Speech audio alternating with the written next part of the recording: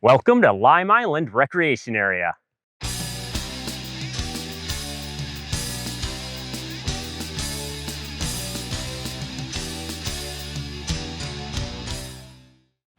Lyme Island is located at the very east end of the UP in the middle of the St. Mary's River. It is right near Canada. Basically. And it is, in my book, the most remote state park. Well, that's pretty much because you have to take a boat to get here. And there's no boat provided. You either have to own your own boat or you have to find somebody in the area who owns a boat who's willing to charter you over here. So it's a good time to find friends who want to go camping and also own a boat. Right. But yeah, I mean, we've been told Craig Lake is the most remote state park, and that is down a 7-mile dirt road. You should probably have an SUV, maybe 4-wheel drive. But you can get there with a car, and it's right off the highway. And technically you can walk there if you wanted to walk in 7 miles, which isn't really that far. You could go for a long bike ride. Right. This one requires a boat. I think that makes it more remote, and that's the winner, if you ask me. It's just a little bit more difficult to get to, but it doesn't mean you shouldn't come here, because what you'll find when you come here far surpasses the challenges that it takes to get here, and so you should make all effort to actually come to Lyme Island. It is a really pretty place. It has quite a varied history over the years, from Native Americans using it for different things, and then French trappers were here at one time. It eventually helped decide the line between the U.S. and Canada and where the border was going to be. It's been owned by a couple private citizens over the years. The rich and famous tried to come here with a hotel. A small village cropped up at one point because it was used as a coal docking or coal refueling station for the boats that were going up and down the river. And eventually it changed hands and became part of the state of Michigan state park system. So, you know, from the earliest times in the 1600s with the Native Americans to, you know, now it's gone through a lot and it's seen a lot. And it was used for a lot of different purposes right up through 1981 or so. Was when the last coal refueling was done here. And it was originally, when they were doing the coal refueling, would have been for the big freighters that came up and down the river. And so it was just a really interesting history, I think, of what it's been here. And I thought it was interesting that the company was offered $300,000 to sell it to an individual, and they didn't want to do it. And then later they sold it to the state for $1. So I guess that worked out well for everybody, at least as far as I'm concerned, because now we have Lyme Island, and it is a really cool place. We were really fortunate, and we're thankful to the Department of Natural Resources for arranging for us to come over here. The island is closed for the season. It's only open from just after Memorial Day until Labor Day. It's a pretty short season because of the weather here in the UP and the access that you need to get here with the boats. It was an interesting ride. Lizzie? I'm Ari. Hi. Kevin, hi. Yeah.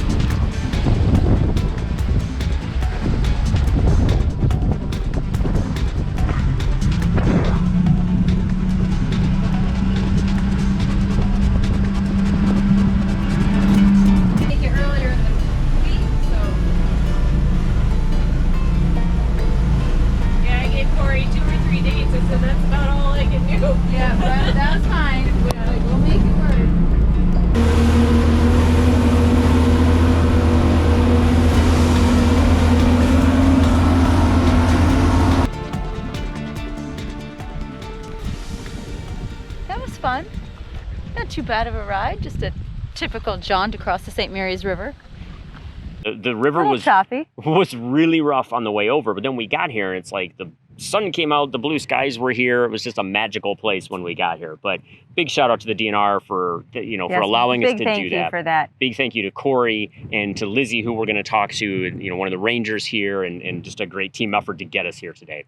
I think it's time now for us to hear from Lizzie herself. She's been a park ranger here at Lyme Island and Detour State Harbor for about 6 years, and she absolutely loves it here and said there's no place else that she'd like to work. So we want to talk to her and have you hear from her about why she loves this place so much and why she thinks that you should come visit. Hi Lizzie, thanks for being with us today and for bringing us to Lyme Island. You're very welcome. Can you tell us a little bit more about the island, what brought you here and what there is to do here? Well, I'm born and raised in Detour Village, and I work out of Detour State Harbor, and we take care of Lyme Island. That's one of the many things we take care of. Lyme Island is based out of Rayburn Township. Rayburn's only 3 miles across the way from here, and we have 6 cabins for rent over on Lyme Island. We also have 10 camping platforms, and you can make reservations for that. You make them usually before you come, and you do that on the Michigan DNR reservation site. No, what kind of people are they mostly families or couples or fishing? Who comes here and stays? We have a lot of fishermen that like to come here because you can just you can leave your boat in the water the whole time because a slip comes with the rental. Oh, nice. And then they can just get in their boat first thing in the morning, and they can fish the dark if they want, or they can just come and go as they please. There's a lot of good fishing around Detour and Rayburn. And then we have a lot of families that come. We have at least a couple families that come every other year, and they do their family reservations, their family get-togethers over here, and they'll rent out all the cabins, and they have that many people that'll come. Oh wow, they'll rent all of them. Yeah, they'll rent all of them. Gosh. Yeah, there's one family that they actually make T-shirts every year with the Lyme Islands on there and their family names on there, and so they all are wearing the same T-shirts, and it's a really big get-together with all of them. So. Oh, how fun! That sounds like a good time. Yeah. Now you have to bring all your provisions with you, correct? There's nothing here. Yes, yep. We have porta-johns set up because there's not running water inside the cabins. Okay. You have basic electricity, but there's no amenities in the cabins besides that. You have to bring your own bedding and everything. So usually you're coming like you're being very prepared. You have a lot of stuff that come over. And you have to have your own boat to get here, or you have to make arrangements ahead of time with someone maybe in the area that'll do a charter service. So, yeah. Once you're here on the island, what is there to do and see? Well, if you're outdoorsy, this is the place for you, because you'll have, if you're in any of the cabins 5, 6, and 7, you're automatically guaranteed the view of the freighters going by. Oh, and it's gorgeous. We've seen them go by. Yeah, today, yeah. We and actually had at least 3 go by today. And to say it's almost like you could reach out and touch them is exactly what it's like if you were to be standing here watching. They get so close to the break wall sometimes. And so they go by all hours of the night. So even at nighttime they go by, and then they're all lit up and everything. How cool. So it's really, and you can usually hear their engines before you can see them. So you'll all of a sudden hear like this rumble, which we heard when we were on one of the trails. And there's lots of trails over here. From here to the South Campground's a 2-mile hike one way. And there's camping platforms over there as well. You can see St. Joe's Island, which is part of Canada, over that way, and that's just a really, really big island that you can see. You can see Round Island from here if you're on the right part of the island, and they have a nice lighthouse over there too. And there's lots of history over here. You have a couple museums over here to see, and yeah, you were showing us the Victorian House. Yes, which they brought here. It wasn't built on the island, right? correct? Yeah, but it got drug across the ice by horses. And then there's a 1-room schoolhouse over here from the early years of having the kids come across for school over here from Gatesville and Rayburn and Stalwart. And yeah, there's a lot of history over here. Yeah, and there's still people alive today that have lived over here when they lived over here year round. And then there's people that, like I talked to a grandson the other day that his grandpa used to work over here back when it was an operational coal place, and so he spent lots of time over here. Yeah, well, and I was amazed at just how much coal is still left on the There island. is, Right? yeah, It just yeah. seems to be everywhere. Yeah, it's all along the shoreline. That's why you can only have fire in the fire rings, because it's still underneath and it could be set the burning. whole island on But we fire. wouldn't know for how long that it was burning. 'Cause the seams are So, still down yes, there. yes, it That's is. just crazy. Yeah. I got your Christmas present for you. Lump of coal. Yeah.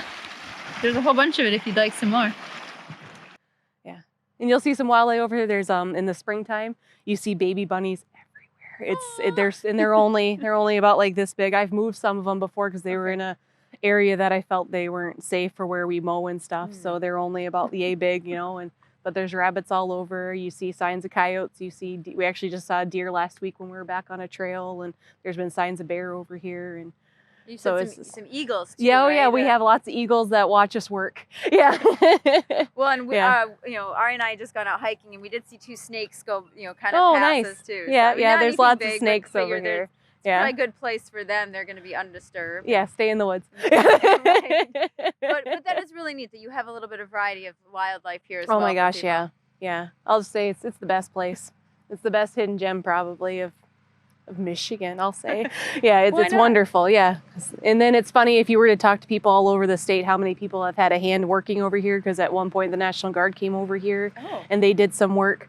And so there's men that I've talked to that, oh yeah, we helped do this, we helped do that. And so I've talked to people further downstate and stuff. Oh yeah, we helped replace the docks back when they got redone. And there are so many people that have just had a hand over here in one way or another. And yeah, one of my further relatives used to teach over here too. So there's still a lot of people that they're just connected to the island. It's, yeah. That's really interesting to me because as we've been on our travels and visiting all the state parks and we'll say, you know, we've got to go to Lyme Island, the majority of the reaction has been, what's that and where is that? Right, You know, not right. even having, I'm like, well, it's a little bit north of Drummond. It's over here, but not quite as big. And then we show them on the map. They're like, I had no idea that existed. So, yeah. And I have to say that when we've started plotting this out and we said, oh my gosh, this really is an island, because Fisherman's Island State Park is not an island. It's just a state park. So I honestly was very surprised when we found out it was an actual island. And so I'm so excited that we were able to visit it today. It's definitely probably one of the more unique state parks because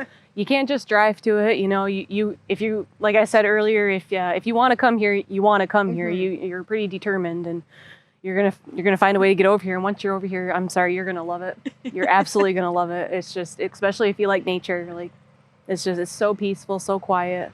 Yeah. Great.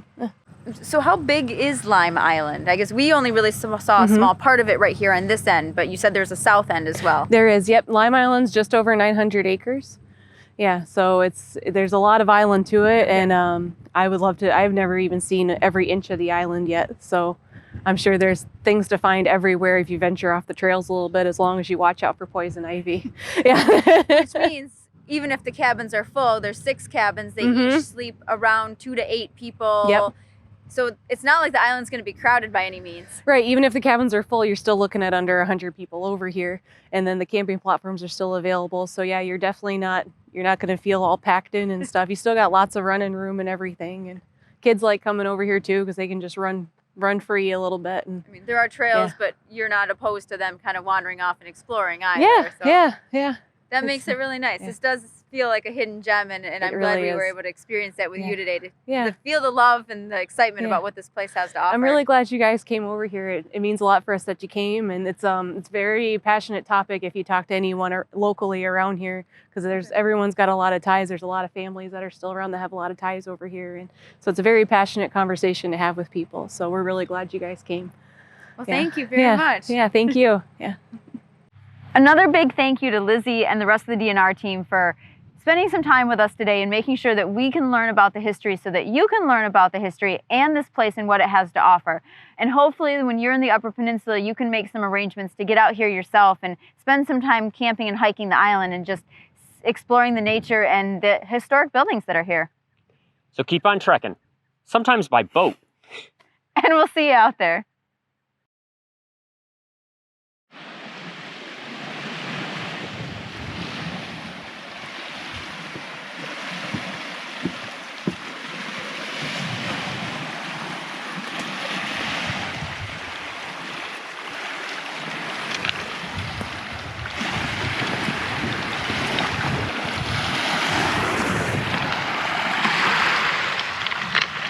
Step out of your tent, come on down, watch freighters. I think that'd be a pretty good way to spend a vacation.